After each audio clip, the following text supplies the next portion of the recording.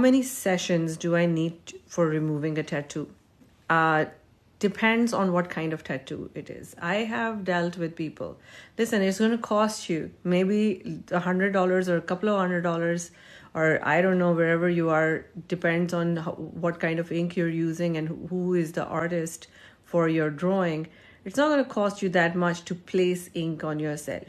However, to remove that ink from your skin, it's going to be so much harder to remove that skin, because every time you're going to come to somebody like me and you're going to do a tattoo removal laser, I will also want to give your skin a wash with one of my skin infusions while I do the tattoo removal. And it's going to just not only be painful, it's going to be painful at different levels.